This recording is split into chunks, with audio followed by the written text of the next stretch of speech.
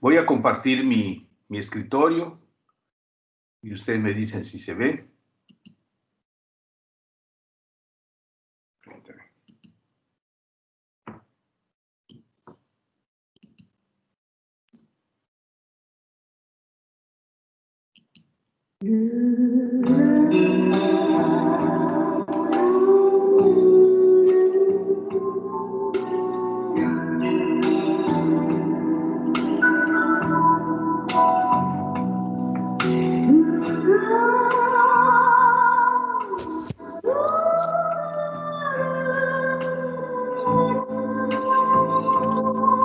Doctor, creo que no se ve. No se ve.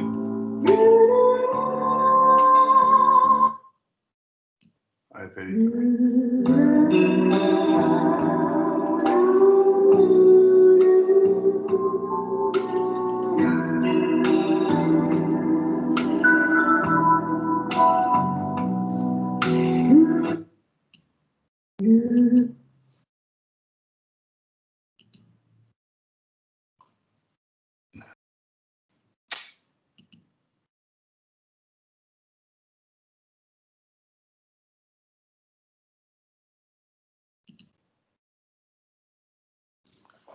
¿Ahora ven? Sí, Ya, ahora doctor. sí. Ahora sí, perfecto. Permítame.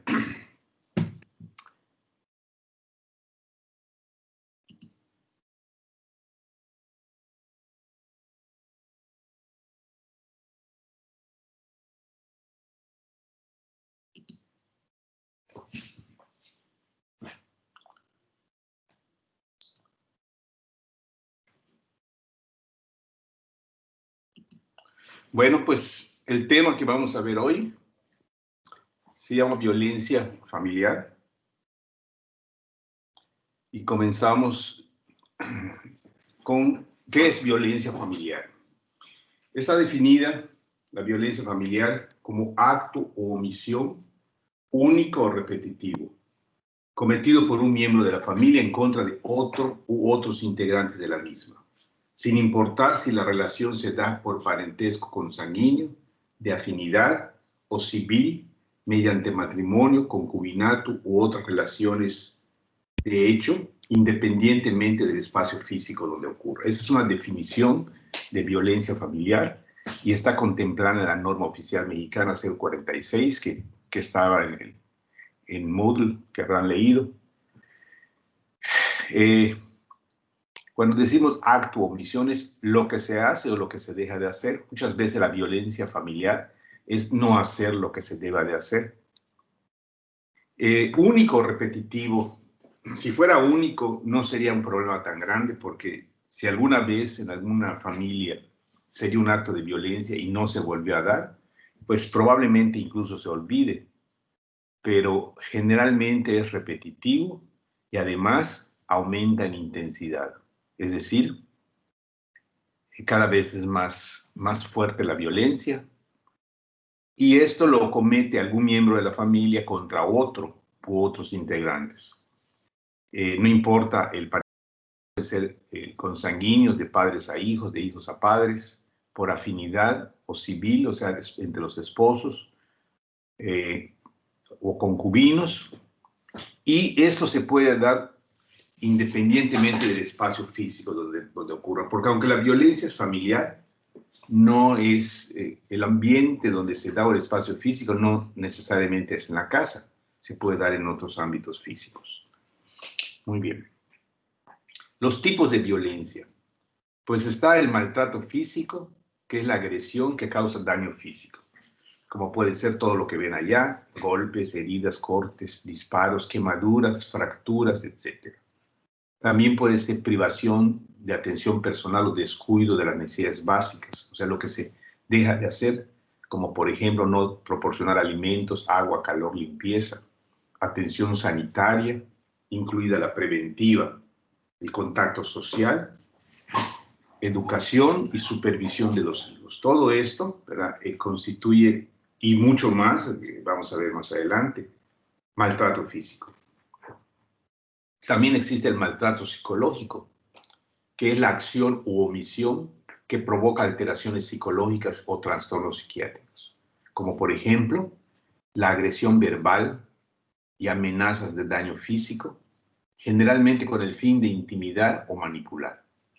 También el sarcasmo, la humillación, la desvalorización, la crítica y patrones de comunicación deteriorados e inconsistentes, incluidos el vacío y el silencio. Este vacío y silencio se refiere a cuando vimos, por ejemplo, en la teoría de la comunicación humana, vimos la parte de la desconfirmación, donde el alter le dice al self, tú no existes. Y esto es una forma de violencia, en este caso psicológica. A ver qué les parece esta caricatura.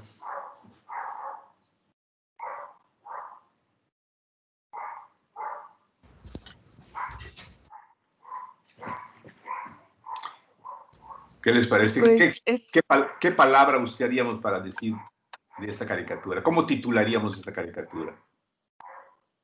misógina. ¿Ah? Misógina. Misógina, ¿sí? O sea, aquí existe un desprecio, ¿verdad? Existe una ofensa hacia la señora. Entonces, pues es un tipo de violencia como, aquí en este caso, la humillación, la desvalorización. Muy bien. También existe el maltrato sexual, que se define como la acción en la que se induce o se impone la realización de prácticas sexuales no deseadas o de las cuales no se tiene la imposibilidad de consentir, ¿sí? Esto incluye actividad sexual bajo presión o por la fuerza, ¿sí? Lenguaje o acciones sexualmente estimulantes. También incluye el incesto, que es la conducta sexual entre parientes o consanguíneos, tocamientos o contactos sexuales impropios, violación, etc.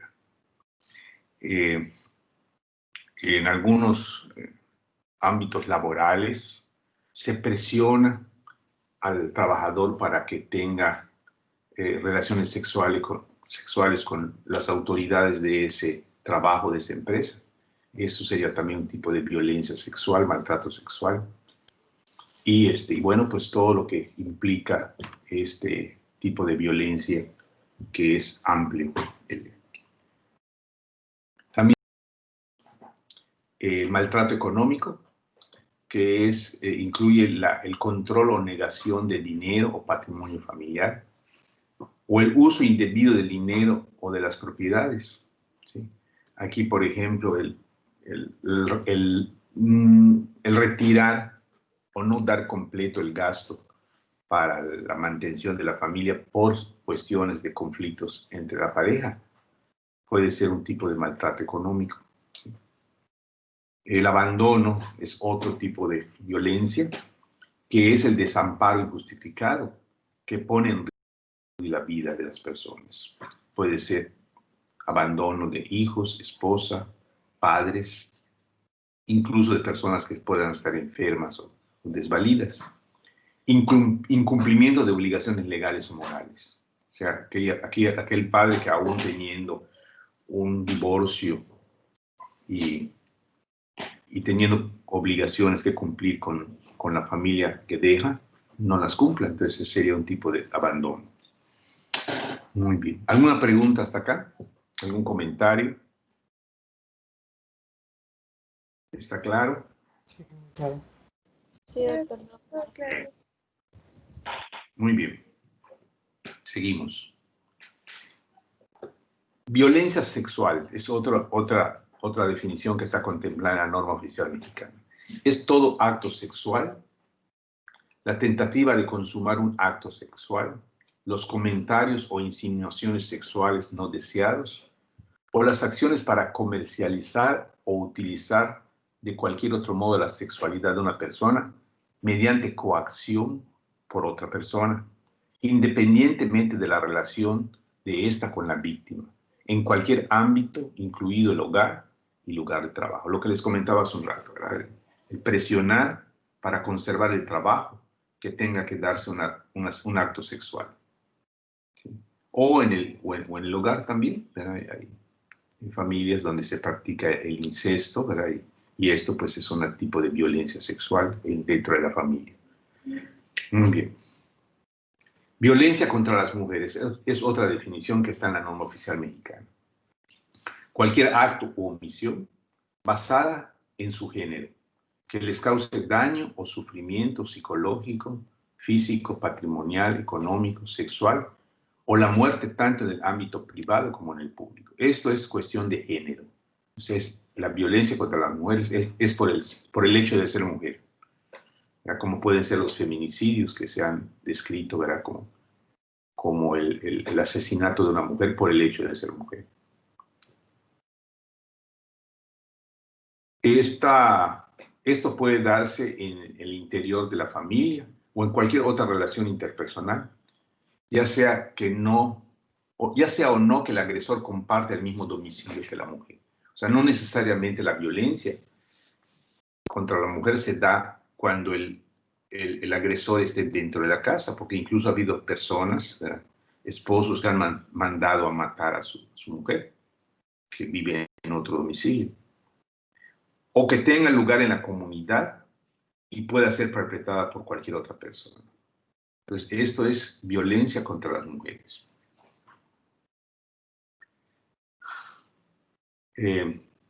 Algunas teorías que intentan explicar la violencia, por qué se da la violencia. Hay una teoría biológica que dice que los seres humanos poseen el instinto natural de la lucha y que la violencia la precipitan irregularidades en el sistema límbico o de los neurotransmisores. Esa es una teoría biológica que, bueno, ahí está. Considérenlas ustedes como una posibilidad. Hay una teoría familiar muy interesante, ¿verdad? Dice que la violencia es la manifestación externa de la tensión que se produce en los sistemas familiares indiferenciados. Esos sistemas familiares indiferenciados son aquellos en donde no existen límites, o los límites son muy difusos, eso ya lo habíamos visto cuando vimos la teoría general de sistemas. La violencia tiene lugar a través de un proceso de transición multigeneracional. Es decir, esto se va aprendiendo, ¿verdad? Se va dando de generación en generación. Donde la violencia pues es algo común en estas familias, ¿verdad? Porque en los sistemas familiares indiferenciados también se aprende a vivir en esos sistemas y es muy posible que los hijos tengan familias también con sistemas familiares indiferenciados. Ok, la otra teoría familiar se llama estructural. Dice que la violencia aparece en las familias disfuncionales que tienen problemas de definición de roles y de aglutinación. Aquello que veíamos, bueno, vamos a ver más adelante la aglutinación, es cuando existe un exceso de cohesión, ¿verdad? Donde están muy juntos, donde todo se tiene que hacer juntos, y eso puede dar lugar a disfunciones familiares. Hay una teoría conductista que dice que la violencia se aprende y es reforzada por el entorno. O sea, que el niño que llega de la escuela y dice que se peleó y que le pegó al contrincante, y el padre o la madre dice, muy bien, hijo, así se hace. Pega fuerte. ¿Sí? Entonces el niño va aprendiendo, ¿verdad?, que debe pegar y es reforzada por el entorno, en este caso la misma familia, ¿no? Y es posible que este hijo que es violento, ¿verdad?, pues también provenga de una familia donde la violencia sea normal en el sistema. La teoría psicodinámica dice que la violencia familiar está ligada a las historias y los conflictos personales que influyen en el crecimiento del ego, el control de los impulsos y la capacidad educativa. O sea que aquí en este caso, ¿verdad?, es una violencia que de alguna manera está ligada a la historia de la familia y de conflictos personales que se generan en la familia y que muchas veces se aprenden y se repiten.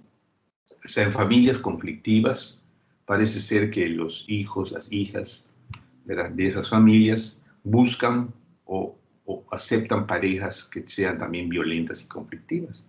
Entonces la historia se puede repetir. O sea, si una hija, ¿verdad?, de una familia donde hay violencia, hay conflictos conyugales, pues tener un esposo muy, muy tranquilo, que no sea conflictivo, pues como que no tiene mucho chiste, ¿no? No hay emoción. Entonces, estas personas buscan esos lazos con personas conflictivas para que de alguna manera el matrimonio, la familia tenga emoción. Y esto pues genera situaciones conflictivas. Y finalmente la teoría del aprendizaje social dice que el niño aprende el patrón de conducta dentro del entorno familiar, tomando como modelo el rol de progenitor violento. O sea, aquí es la teoría donde dice que los hijos aprenden lo que ven en casa, tanto del hombre como de la mujer, o de ambos. ¿Alguna pregunta? ¿Algún comentario?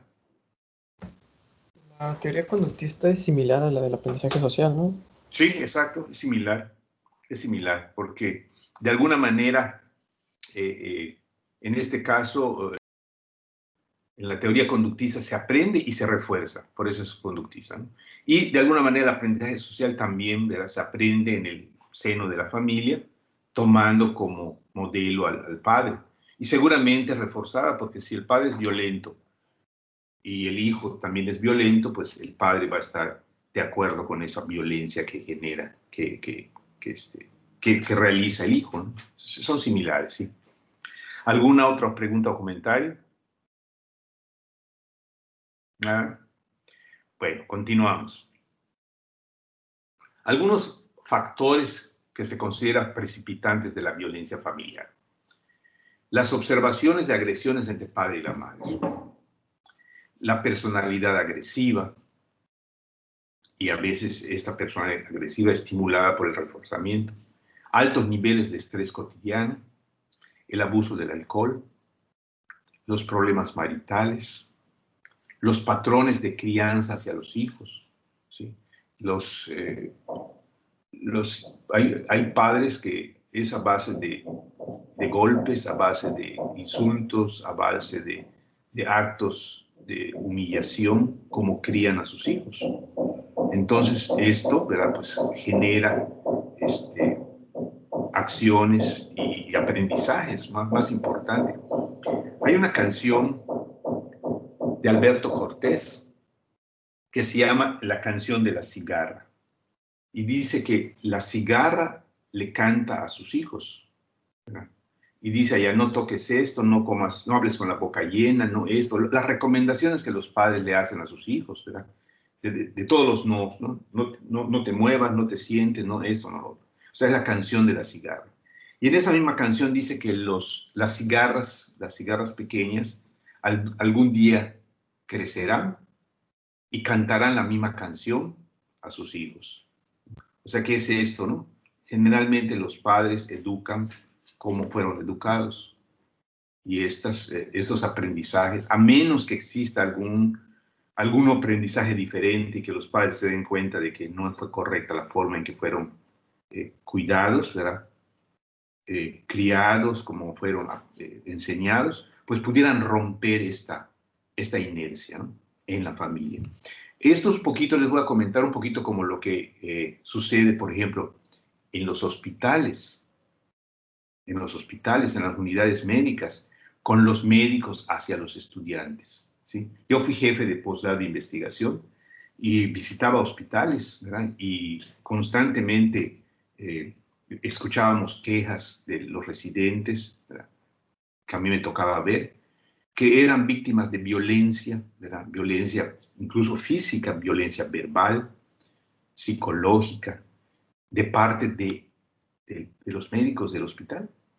¿Y cuál creen que era la respuesta de los médicos cuando nosotros nos entrevistábamos? Nosotros de la facultad, profesor, o sea, el jefe de la unidad de posgrado, que era yo el jefe, el coordinador de especialidades médicas que visitaban los hospitales. Ellos decían, así nos enseñaron a nosotros. y creemos que aprendimos bien. O sea que los médicos que maltratan a los residentes fueron médicos que en su formación fueron maltratados por los médicos del hospital, por sus profesores. Y lo consideran bueno, lo consideran correcto. Entonces es difícil romper esa inercia, ¿verdad? En un hospital donde el personal cree que así se debe de educar a los residentes, así se debe formar a los residentes. Lo mismo pasa en las familias. Esos patrones de crianza, ¿verdad?, se repiten. La actitud positiva hacia el maltrato físico por parte de los cónyuges. ¿Sí? O sea, está bien, no. Se da un acto violento y si la pareja refuerza ese acto, está bien. O sea, el padre le pegó a los hijos y la madre dice, ya viste, la próxima le voy a decir que te pegue más duro. Entonces, está reforzando.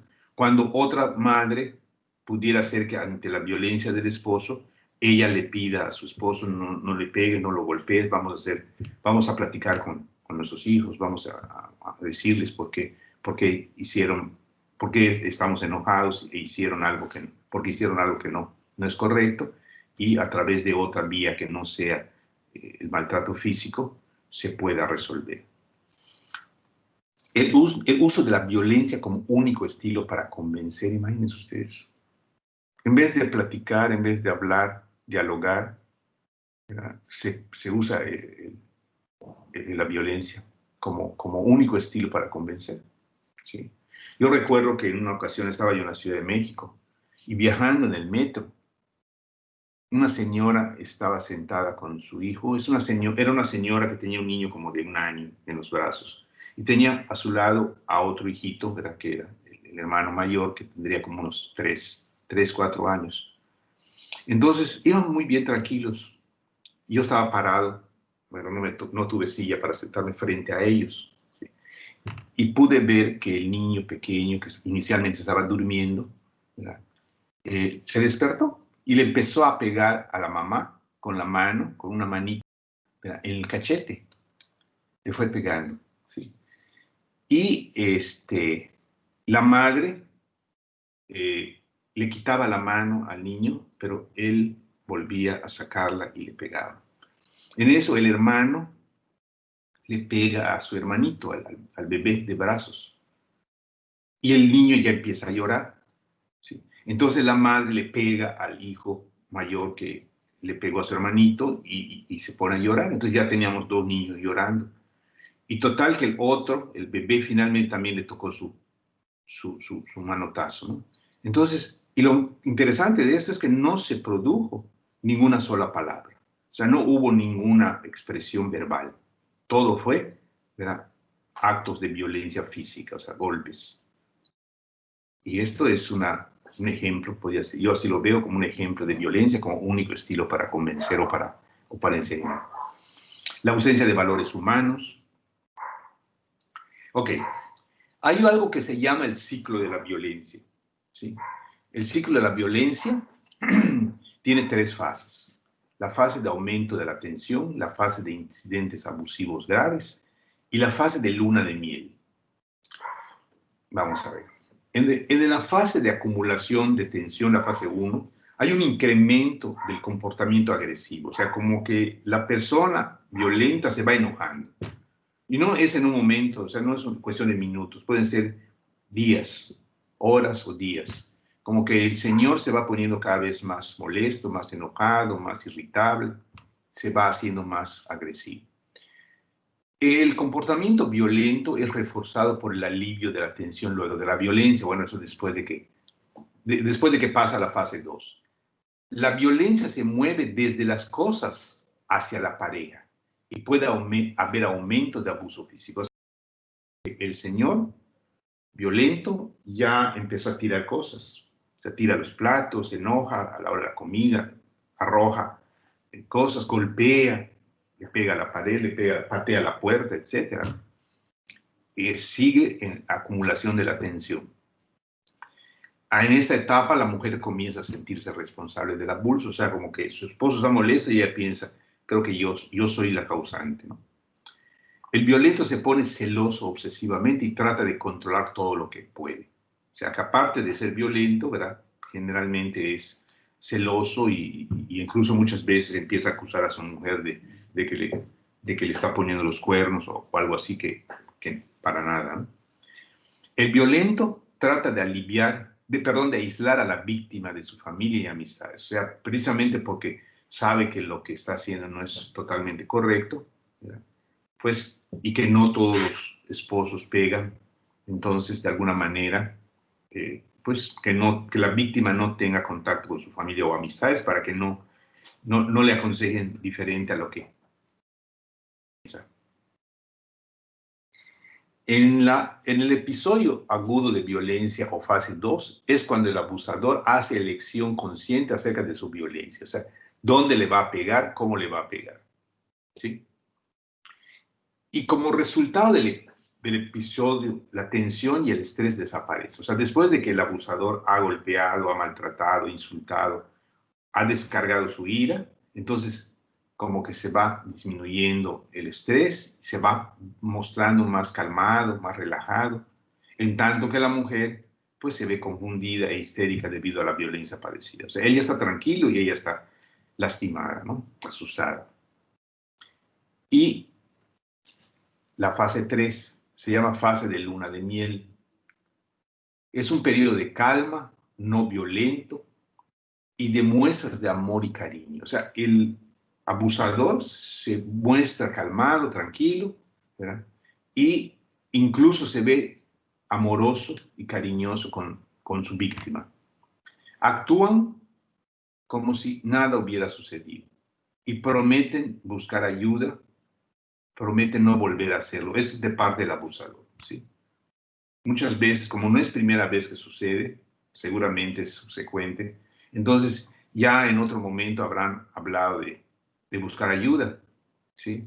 Pero si es un alcohólico, ir a Alcohólicos Anónimos, si es otro tipo de problema, ir con el psicólogo, con el terapeuta, con el doctor, y promete no volver a hacerlo, o sea, es última vez, no vuelve a suceder, ¿sí? Pero lo interesante es que si no hay intervención, es decir, no se hace nada de lo que se prometió, y la relación continúa, hay gran posibilidad de que la violencia se repita y su severidad aumente, lo que les decía al principio. Es muy probable que después de esta fase de luna de miel, ¿verdad?, se inicie una nueva fase 1, ¿sí? Luego de un tiempo, se vuelve a la primera fase y todo comienza otra vez. Yo tuve una paciente, cuando lo cuento parece broma, pero es real, en La Ceiba. Me dice, doctor, estoy sospechando que mi esposo ya tiene otra mujer. ¿Por qué? Le pregunto. Porque hace como un mes que no me golpea. ¿Sí? Y ya después le digo, bueno, ¿y a usted le gusta que le golpee? Le pregunté, pues me parece una cosa así. Y después sí, sí, porque realmente mi esposo, después de que me golpea, se vuelve tan cariñoso, se vuelve tan amoroso. Fíjese, me trae serenata, me regala algo, me lleva al cine, me lleva a comer después del cine. O sea, hace muchas cosas, ¿verdad?, que normalmente no hace. Y estas cosas las hace después de que ha golpeado a su mujer. O sea, en esta fase 3 de luna de miel. Muy bien. ¿Alguna pregunta? ¿Comentario?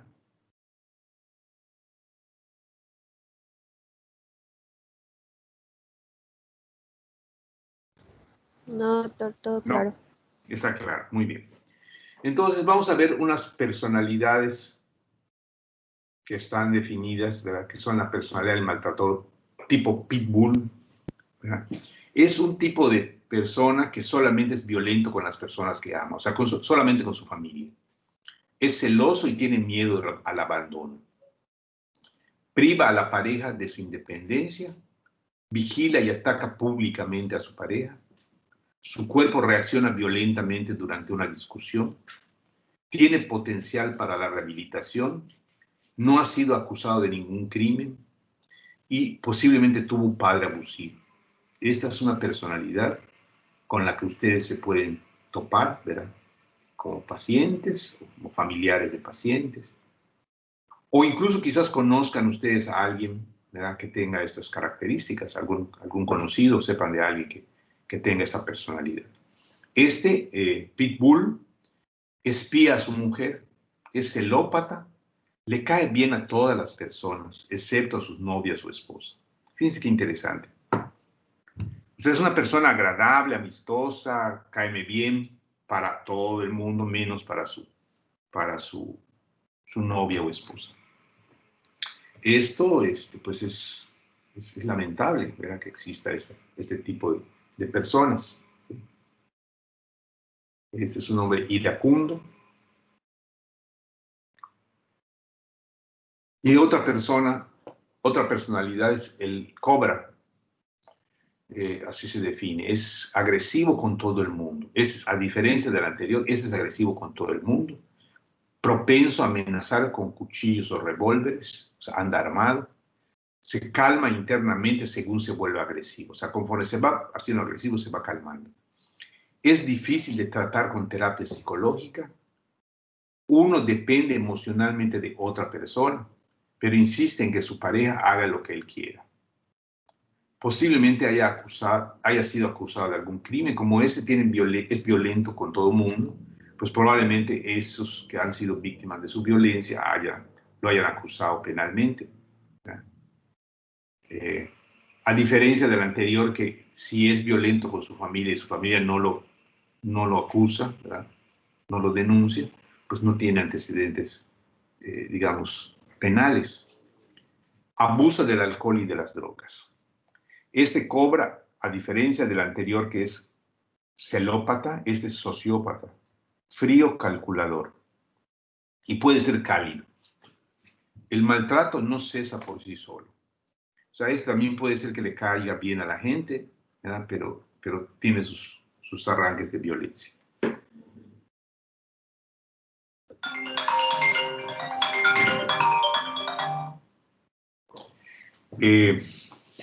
Algunas respuestas características de la esposa maltratada ante el abuso. O sea, cuando uno le pregunta a una señora víctima de violencia, algunas respuestas pueden ser estas. Pueden ser estas. Miren. Cree que el agresor se reformará. Racionaliza que el agresor no es realmente responsable. O sea, tiene la esperanza de que el esposo que le pega o quien lo maltrata, pueda cambiar. Es una respuesta. Teme abandonarlo debido a las amenazas del agresor. Generalmente es cuando se amenaza con la separación, cuando se vuelve más peligroso. Las mujeres que de hecho se van, corren un gran riesgo de ser asesinadas por el marido. Hace unos años, en Plaza Fiesta, aquí en Mérida, un esposo que ya estaba separado de su mujer, la citó allá a media mañana en Plaza Fiesta y pues la estaba presionando para que regrese con él. Y ella pues no aceptó. Y allá en Plaza Fiesta la mató. No sé si se enteraron, tiene algunos años.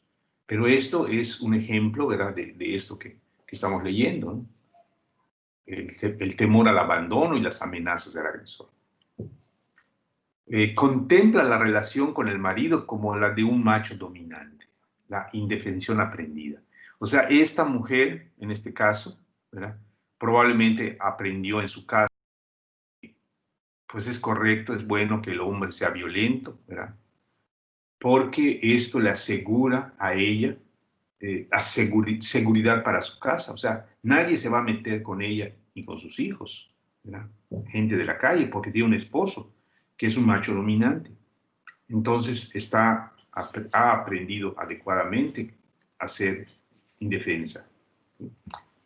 Se aíslan de todas las demás relaciones a causa de los celos extremos del marido. Es también otra de las cosas que suceden con las esposas maltratadas. Se siente insuficiente y acepta ser la culpable de las acciones del agresor. O sea que aquí es interesante de que llega la mujer al convencimiento de que ella es la causante de que su esposo la maltrate, ¿sí? Y eso también me sucedió con una paciente, ¿verdad?, que ella sabía que su esposo, bueno, ella acostumbraba con su esposo, ¿verdad?, a tener lista la comida al momento que él llegue. Cuando él llegue a la casa, ¿sí?, la comida ya debe estar lista, la mesa ya debe estar prácticamente servida, de tal manera que él entra a su casa y se dirige al comedor y se sienta a comer y ya la comida está servida. Esa era la costumbre. Entonces, en una ocasión, la señora se distrajo y no cumplió con esa encomienda. Y entonces llegó el esposo, no estaba servida la comida y la golpeó. Y ella declara en el hospital, ¿verdad?, que es que ella se tuvo la culpa. O sea, su esposo para nada. Su esposo está bien. Su esposo hizo lo que tenía que hacer. Ella fue la culpable porque no tuvo la comida a tiempo como le gusta a su esposo. Esto es alguna de las respuestas características de la esposa ante el abuso. Y cuando la mujer se siente que es la culpable, pues no va a denunciar ese abuso. O sea, nunca va a llegar a denunciar que es víctima de la violencia porque ella considera que es la culpable de ello. Yo me lo busqué, doctor, digo, cuando le entrevistamos. Por mi culpa se puso violento mi esposo. Muy bien. Vean esto. Si me pegas porque me quiere. Yo recuerdo de las mamás antiguas, ¿sí? Quizás las mamás modernas ya no piensen así. Decía una mamá antigua, si te pego es porque te quiero. Si yo no te quisiera, no me preocuparía por educarte. Y pues la forma de educación antigua era a base de golpes, de violencia. Incluso en aquella época pasada, ¿verdad?, los padres autorizaban a los profesores para que golpearan a los niños. Péguele, doctor, si no obedece, suénele. Y los profesores, pues con ese permiso que los padres los daban, pues claro que lo hacían. Era raro el profesor que no cumplía con esa petición de los padres. Muy bien. El maltrato infantil. Todo lo que hemos visto anteriormente ha sido básicamente hacia la mujer. Ahora vamos a ver el maltrato infantil. Es toda violencia no ocasional contra la integridad física o psíquica del niño, o la privación de cuidados por parte de sus padres o cuidadores, que conlleva perjuicios hacia el niño al herirlo, dificultar su desarrollo o conducirlo a la muerte. Algunas características o algunas respuestas ante el maltrato. Los niños ante el maltrato muestran conductas extremas. Pueden ser muy agresivos o muy sumisos. Estos son signos de conductas regresivas, como la fobia escolar, el pánico y el comportamiento simbólico. Teme a su progenitor o cuidador. Se vuelve hiperactivo, distraído e irritable. Rinde poco en el colegio y muestra conductas regresivas. Piensa de manera desorganizada, se comporta de manera autolesiva. Manifiesta depresión grave o conducta suicida. Huye de casa, abusa de drogas y alcohol. Puede entrar en la prostitución y puede cometer actos suicidas. Se muestra incapaz de entablar relaciones satisfactorias con sus compañeros y si ha sufrido abusos sexuales, se descontrola en lo sexual. Presenta alteraciones fisiológicas como enuresis, problemas de sueño, encopresis. Vean cuántas respuestas características del niño maltratado pueden darse. Esto es tremendo porque imagínense ustedes, si los padres, quienes deben cuidar, proteger a los hijos, abusan de ellos de manera agresiva, pues toda esta serie de cosas se dan y esto pues marca definitivamente a la persona para toda la vida. También otro grupo de personas que pueden ser maltratados son los ancianos, ¿sí? Los abuelos que viven en casa de sus hijos, pues también sufren a veces este tipo de maltratos. Estos ancianos suelen ser los padres de sus agresores y pueden haber sido agresores cuando eran más jóvenes. O sea, un padre golpeador, maltratador, cuando se hace viejo y vive en casa de algunos de sus hijos que fue maltratado, pues muchas veces sucede esta respuesta de los hijos hacia los padres. Suelen presentar deterioro físico o mental. y pueden suponer una carga para la familia o sus cuidadores, carga económica, emocional, física, de tiempo, etc.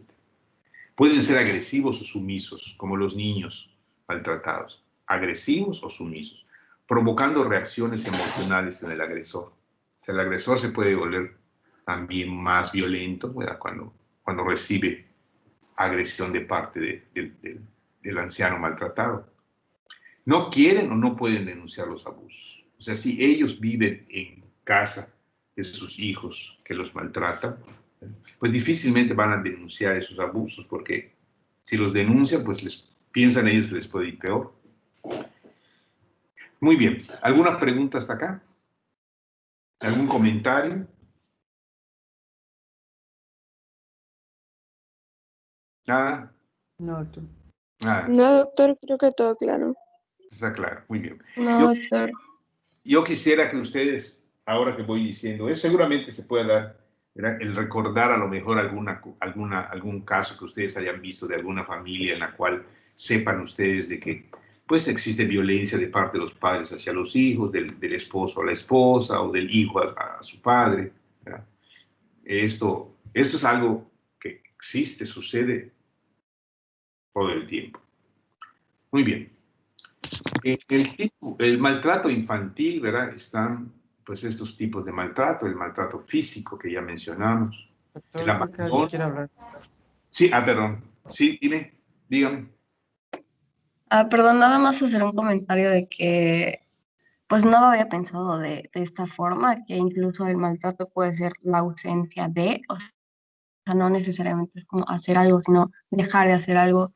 En la prepa, cuando me tocó hacer mi servicio social, pues me tocó en un asilo y pues yo platicaba con las personas de ahí y pues muchos eran de que abandonados, entonces esto igual es un tipo de maltrato que pues los dejaban ahí y nunca iban a visitarlos y nada por el estilo. Efectivamente. Por eso la definición es correcto. Por eso la definición decía acto u omisión, ¿sí? Acto u omisión. O sea, acto es lo que se hace, ¿verdad? Que puede ser un maltrato físico. Omisión puede ser el abandono, o sea, lo que se deja de hacer. Eso se puede hacer, puede suceder, ¿verdad? Y es otra forma también de maltrato hacia las personas, ¿sí? Muchas gracias por tu opinión. ¿Alguna otra pregunta o comentario? Creo que no. Ok, vamos, continuamos entonces. Decíamos maltrato infantil. Hay uno que se llama maltrato físico, ¿verdad? Que es, pues, el que sufren los niños cuando sus padres consideran que la forma de educar es golpeándolos, maltratándolos. Yo recuerdo que, no sé si les comenté a ustedes, que hice mi servicio social en el DIF de aquí de Yucatán, de Mérida, mi servicio social de medicina. Ujú. Y me tocaba ir a una escuela especial para menores infractores, así se llamaba, Escuela Especial para Menores Infractores. Estaba sobre periférico, en el vecino, sobre periférico junto a la zona militar.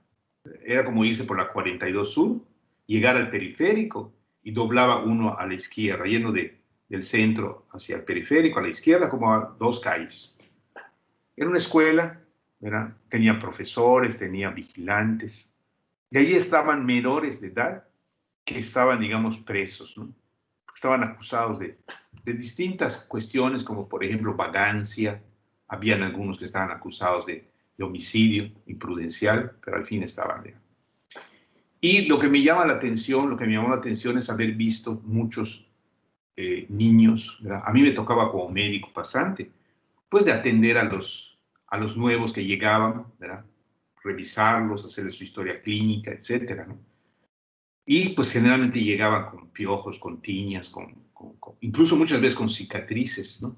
De cosas que ellos habían sufrido en sus casas o en la calle, el maltrato físico. Y quemados, cortados, golpeados, o sea, cosas muy, muy, muy, muy feas, ¿no? Maltrato físico. El abandono físico o negligencia, ¿sí? O sea, hubo un niño que me dijo, bueno, yo vine aquí a Mérida, no era de acá, se vino de otro estado, porque mi mamá la mató mi papá, y mi papá lo agarraron y lo metieron a la cárcel. yo era hijo único, así que ya no tuve, y me quisieron meter a un lugar para que yo estuviera, pero yo no quise, me escapé. Entonces llego aquí a Yucatán, y aquí en Yucatán, pues, estaba en el área de los mercados, no tenía dónde estar, entonces lo agarraron y se lo llevaron allá a la escuela. Y ahí en la escuela, pues tenían la ventaja de que tendrían sus alimentos, tenían donde dormir, tenían bañarse, atención médica, y incluso habían profesores en esa escuela, ¿verdad? De los grados escolares que se necesitaran. Generalmente eran menores de 16 años. Entonces habían profesores de primaria y secundaria. También los menores pueden tener maltrato emocional, maltrato prenatal, o sea, antes de que nazcan haya maltrato, mujeres que no desean tener a su hijo y de alguna manera incluso toman cosas o intentan hacerse abortos, ¿verdad? Y esto forma parte del maltrato prenatal. Y el síndrome de Munchausen, que es un síndrome en que los padres inventan muchas veces o crean síntomas que son falsos, ¿verdad? Para darle algún tipo de tratamiento a sus hijos que puedan ser dañinos, que llegan a ser dañinos, ¿no? La madre que se hace obsesiva de que su hijo está débil, que su hijo está muy flaco, ¿verdad? Y compra vitaminas para inyectarle. Entonces le está inyectando vitaminas sin prescripción médica, ¿verdad? Únicamente porque ella considera que su hijo está débil, y entonces lo anda pues fastidiando, ¿no? Yo me acuerdo de una señora que inyectaba a sus hijos, imagínense ustedes, cuando estaban durmiendo. ¿Por qué durmiendo? Porque despierto no se deja. Entonces imagínense la obsesión de una madre que piensa que tiene que inyectarle vitaminas a su hijo. Entonces cuando el niño está durmiendo, van a inyectar. Imagínense qué terrible que estando durmiendo te despierte un pinchazo en la nalga, ¿no? Ok. Seguimos. Los principales síntomas y signos que pueden presentar los menores víctimas de la violencia. Pues la autoestima baja totalmente. Si quien te debe fortalecer te ataca, pues no puedes tener una buena autoestima, ¿verdad? La incapacidad para depender, confiar o querer a otros. O sea, ¿cómo confías en otras personas, ¿no? Si tus mismos padres, tus mismos familiares te agreden? La conducta puede ser agresiva, ¿verdad? Problemas de disciplina, pasividad y retraimiento, miedo de establecer nuevas o empezar actividades nuevas, relaciones nuevas o empezar actividades nuevas, problemas escolares, hiperactividad, ansiedad, insomnio, pesadillas,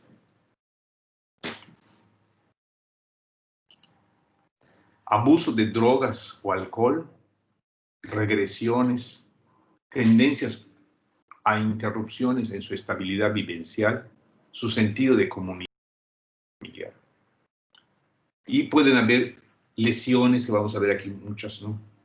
Esta presentación se las voy a poner en el Moodle para que lo tengan. Así he hecho con las demás presentaciones, no sé si ya las vieron. Para que si quieren, no vamos a leer todo, pero vamos a mencionar que puede haber lesiones en todos los tejidos. Piel, tejidos blandos, puede haber cicatrices, etc. Vi un niño que llegó allá a la Escuela Especial de Menores Infractores con múltiples cicatrices de quemadura de cigarro. Entonces, cuando se portaba mal su papá, que era un gran fumador, sobre su piel que apagaba el cigarro y lo quemaba y les quedaban cicatrices. A nivel de esqueleto, pues pueden haber múltiples fracturas, fisuras, esguinces, etc. A nivel de sistema nervioso central, pues pueden haber golpes en la cabeza que pueden generar hematomas, en el mejor de los casos, hematomas en cuero cabelludo. Es lo mejor, es lo más bueno que le puede pasar, que solamente tenga un chuchuluco. Pero puede llegar a tener incluso un sangrado intracraneal que lo lleve a tener pérdida de la conciencia, convulsiones, ¿verdad? Incluso coma y muerte. Y desde luego los padres no van a decir, ¿verdad?, que ellos lo hicieron. Van a decir que el niño se cayó de un árbol o que se golpeó y se murió. En el sistema respiratorio, pues también puede haber lesiones. En los órganos de los sentidos, también. Ojos, oídos, nariz, etc. A nivel de cavidad abdominal, pues también golpes, hematomas, etc. Puede haber incluso ruptura de vísceras, peritonitis. Vean esta caricatura, también es interesante.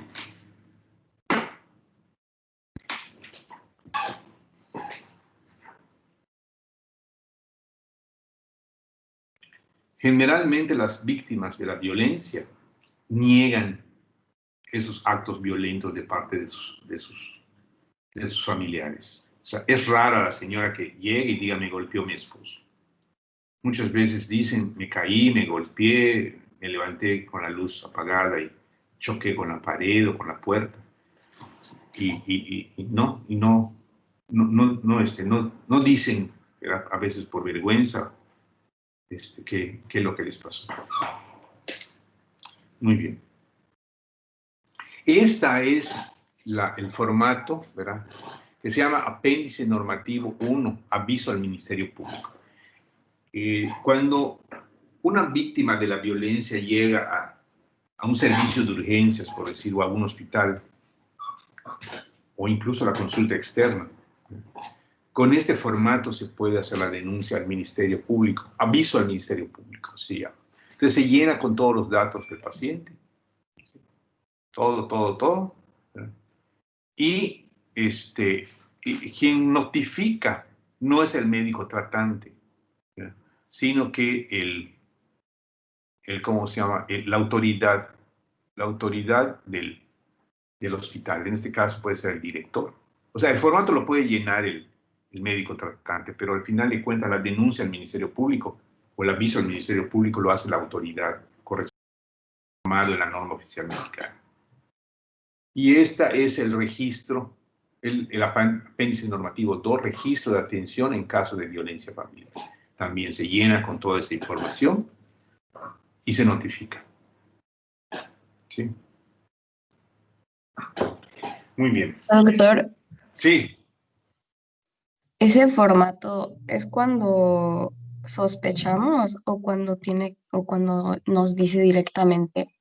Es eh, cuando te dice directamente. O cuando acepta que fue golpeada, porque si tú solo sospechas y no acepta, ¿verdad?, que fue golpeada, pues difícilmente, imagínate que avisa al Ministerio Público y ella lo niegue. O sea, aquí la cuestión es que tú veas y digas que para ti la golpearon, y ella tendría que decir que sí, ¿verdad? Porque de otra manera, imagínense que avisa al Ministerio Público, llega al Ministerio Público y dice, no, pues no, aquí están mintiendo. O sea, lo ideal es que realmente la persona que fue violentada, ¿verdad?, acepte esa violencia, ¿verdad? Porque de otra manera, pues difícilmente vaya a proceder. Es más difícil, ¿no? Entonces, pero esto está en la norma oficial mexicana, ¿verdad?, en el formato. El formato de los apéndices están allá para llenar en casos de violencia familiar. ¿Alguna otra pregunta? Nada. Doctor, ¿y Sí, cuando la persona que fue golpeada no quiere como que denunciar, ¿qué le corresponde al médico hacer? pues es darle seguimiento. O sea, yo creo que aquí lo importante es hacerle ver que es difícil que no denuncie. O sea, es difícil que pueda proceder porque probablemente vaya a haber alguna repercusión, pero no lo Si no lo manifiesta la persona, pues es más difícil. Desde luego que sí se puede avisar al Ministerio Público, ¿verdad? Aunque sea bajo sospecha, pero es más complicado cuando el paciente no lo acepta. Pero sí se puede denunciar. Es más, muchas veces se puede incluso denunciar cuando uno escucha, por ejemplo, que hay un pleito en la casa. O sea, con un vecino hay un pleito, hay una cosa, se puede llamar a la policía.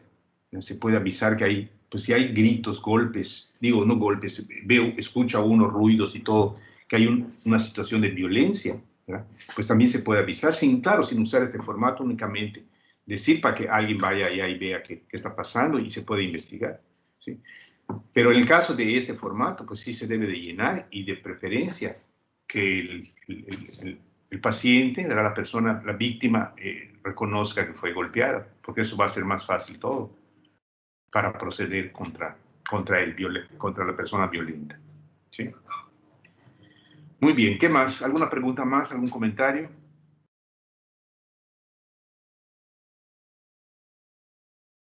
¿No? Seguimos. Algunos mitos, como mitos que son, pues no son verdad. Dicen, no existe la violencia conyugal. O sea, cuando en algunos lugares piensan que, bueno, algunas personas piensan que cuando unos esposos pelean, pues no están peleando, no existe violencia, únicamente están discutiendo, únicamente se están poniendo de acuerdo, ¿no?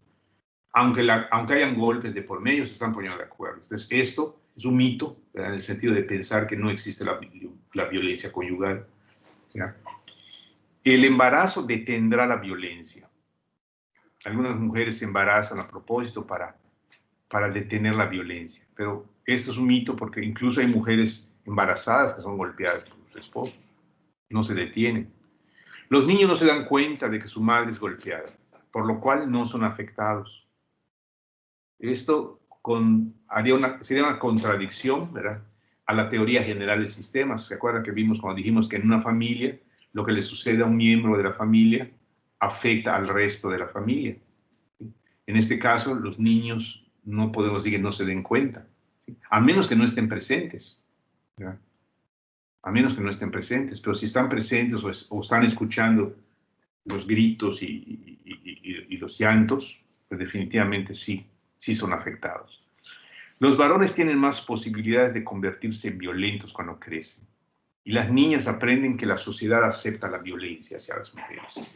O sea, esto también es un mito porque actualmente no solamente los hombres son violentos, también las mujeres han aprendido a defenderse y a ser violentas. Las mujeres maltratadas son masoquistas y locas, provocan y disfrutan el maltrato. Es una creencia, es un mito. Los hombres que maltratan a sus mujeres están enfermos y no son responsables de sus acciones. Es también un mito, ¿no? La violencia familiar es provocada por el alcohol y las drogas. No necesariamente. Los violentos no cambian. Una vez que se detienen los golpes, todo va a estar bien. Esto es diferente a lo que vimos en el ciclo de la violencia. Ese es un mito, no es cierto. La violencia doméstica solo es un problema familiar.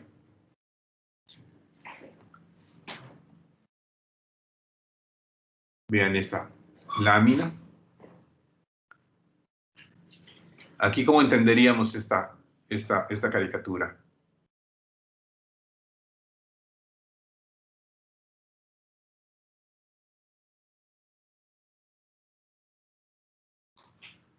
¿Qué nos dice? ¿Cómo interpretamos esta lámina? Que se está negando Ajá.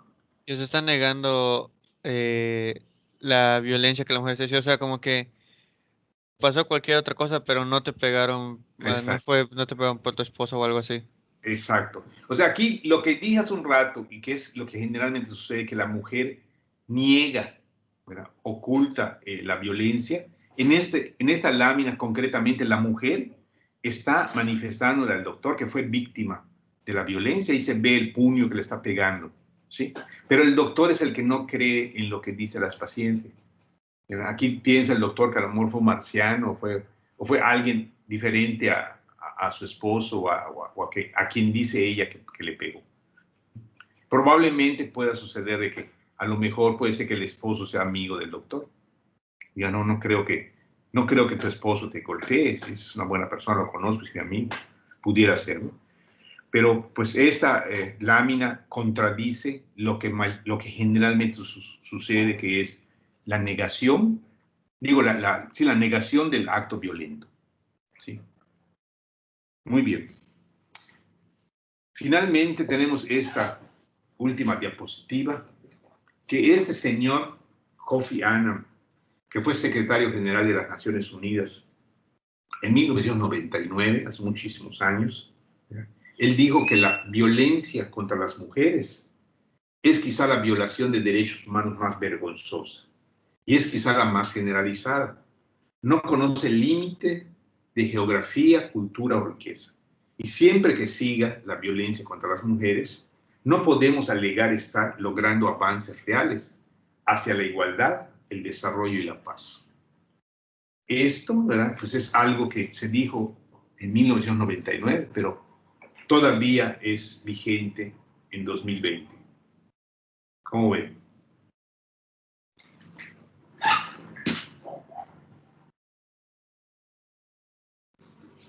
Pues creo que es cierto. Desafortunadamente es cierto. Sería muy bueno que esto que vemos con fecha 1999, dijéramos en 2020, esto pues fue de 1999, no existe. Desafortunadamente, ¿verdad? Y por eso la pongo al final, ¿verdad? Cuando reconocemos que lo que dice acá, podíamos ponerle 2020. Podríamos poner el nombre del actual secretario general y el año, aunque no él lo está diciendo, ¿verdad? Pero podría ser perfectamente aceptable que en 2020 todavía tengamos esto. Muy bien. ¿Alguna pregunta, comentario? Es la última diapositiva.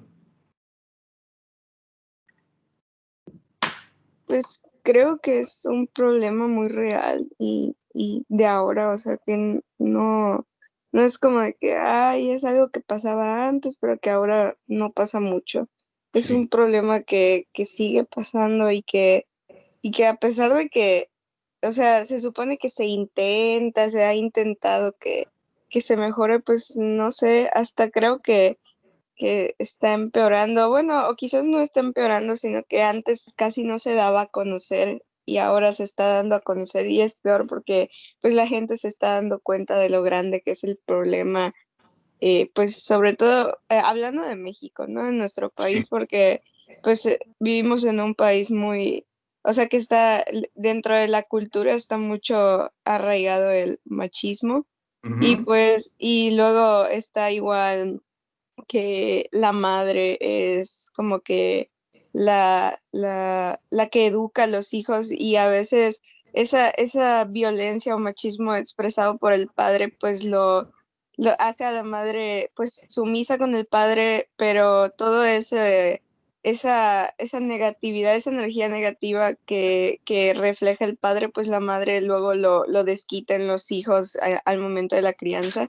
Claro. Entonces, creo que eso es muy común aquí en México y es un problema que aún como que se ha normalizado, ¿no? Que como es supuestamente parte de la cultura mexicana, se ha normalizado y que se debe de culturalizar, de volver a, o sea, de hablar, ¿no? No es algo normal y no deberíamos de verlo así, de tomarlo así. Claro, claro. Esto que comentas es muy importante. Las personas deberían tratar de evitar estos actos violentos, ¿sí? Y yo creo que la diferencia puede ser a través de la educación. O sea, si las personas heredan, digamos, de parte de su familia aprendizajes hacia la violencia, pero a nivel extrafamiliar, ¿verdad? A nivel de otras instancias como pueden ser las educativas, las instancias laborales. Se da información y se habla de este problema y se ve como un problema, ¿verdad?, que afecta a mucha gente, pues podríamos comenzar con nosotros y con la gente que nos rodea, ¿verdad?, con nuestra propia familia, ¿verdad? Si existen algunos indicios o actos de violencia, pues tratar de hablar de ello y evitarlo. Desafortunadamente esto está tan generalizado como mencionas, ¿no?, que no solamente aquí, en muchos lugares del mundo, ¿no? Esta cuestión de los feminicidios está a la orden del día. Vean ustedes cómo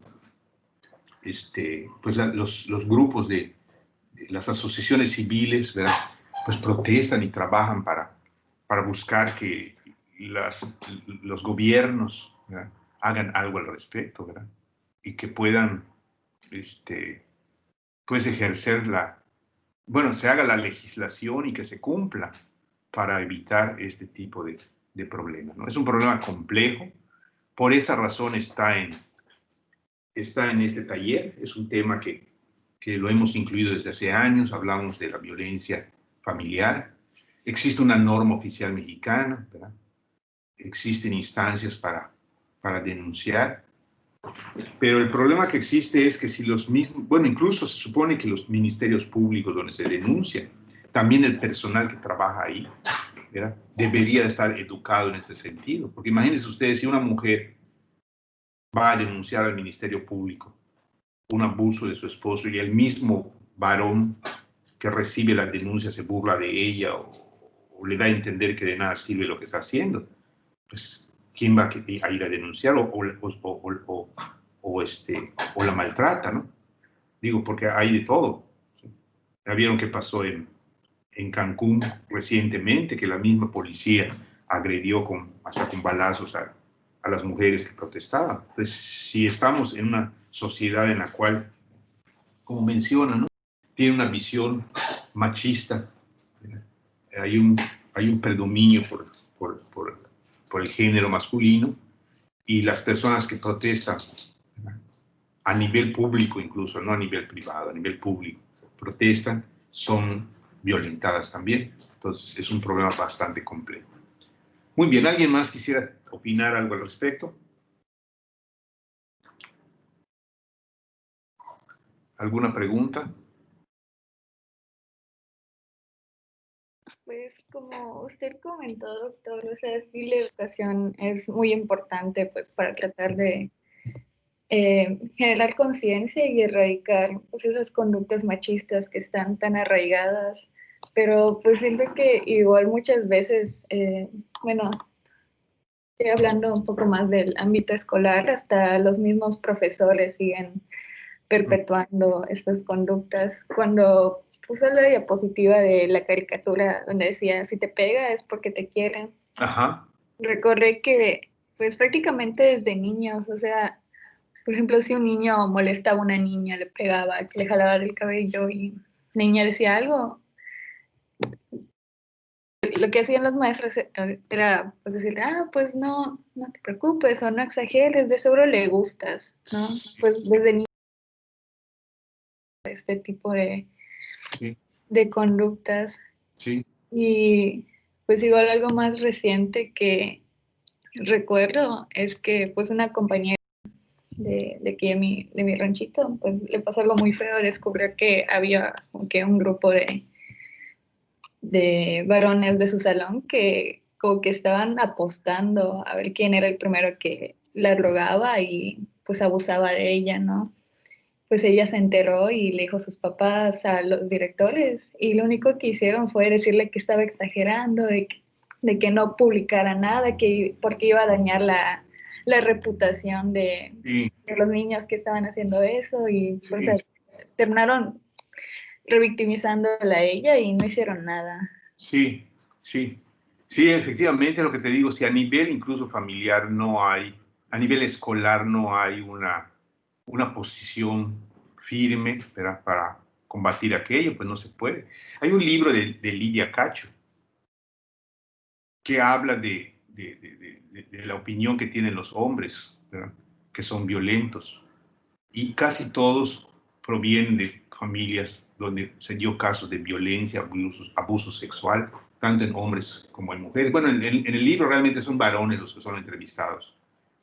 Y menciona el caso de aquellos muchachos de Puebla, los Porquis, no sé si se enteraron de ello, que violaron a una niña, a una muchachita, ¿no?, en una escuela privada. Y aquí la misma familia, los mismos, porque además ella era amiga, bueno, es como sucede en muchas escuelas, ¿no? Los hijos son amigos entre sí y los padres de esos amigos se dicen tíos. Hola, tío, ¿sí?, que es el papá de tu amigo, el papá de tu amiga. Y cuando sucede esto, la misma familia de la muchacha afectada, según el libro de Lidia Cacho, dice que lo único que quería el papá era que públicamente en su escuela pidiera perdón a su hija. Mas no procedió el padre de la muchacha a que lo metan a la cárcel, ¿sí?, que era lo que se merecía por abusar. Digo, aunque sea una cárcel de menores como la que les platiqué, porque eran menores de edad. ¿Y por qué no un castigo más severo? Porque es hijo de mi amigo. O sea, abusó de mi hija, pero es hija. Pero ese muchacho que abusó de mi hija es hijo de mi amigo y no voy a llegar a tanto, ¿no? O sea, como que de alguna manera el mismo padre de la chica afectada, ¿verdad?, estaba, según este libro, ¿verdad?, según esto, ¿verdad?, de que llegara a una situación extrema. Entonces, vemos que en ese mismo ámbito existe esa visión de que, bueno, pues que a final de cuentas no es nada malo, ¿no? Llegaríamos a la conclusión de que finalmente no es tan grave lo que hizo un muchachito a una señorita, ¿no? Muy bien. ¿Alguna otra pregunta o comentario?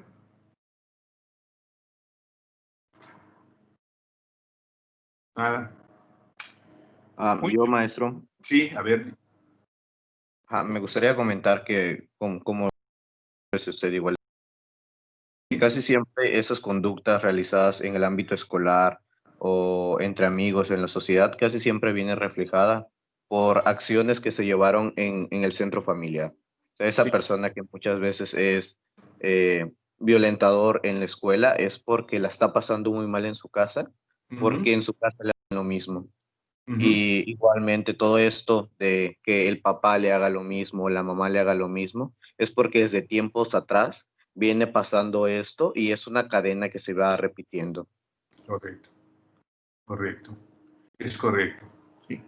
De acuerdo. Esa es la parte que comentábamos hace un rato, ¿no?, de conductas aprendidas, ¿sí?, y reforzadas en casa. Entonces es difícil, ¿verdad? Aquí lo que tendría que hacerse, pues, es hacer denuncia, ¿verdad? Y bueno, y proceder a buscar una solución, ¿sí? Muy bien. No sé si hay un comentario al respecto. Si no, pues ya daríamos por terminada nuestra clase.